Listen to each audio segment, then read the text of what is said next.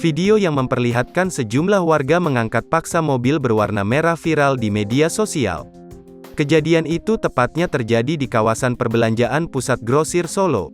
Mobil itu terpaksa dipindahkan lantaran parkir di atas perlintasan kereta api.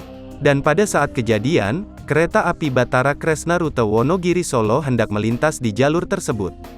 Video berdurasi kurang dari 1 menit itu diunggah akun Instagram X_info Cegatan Solo. Banyak komentar yang datang dari netizen dengan kembali terulangnya kejadian tersebut. Manajer Humas PT KAI Daop 6 Yogyakarta Supriyanto menjelaskan, bahwa perjalanan kereta api Batara Kresna sempat terganggu sekira pukul 13.28 waktu Indonesia Barat.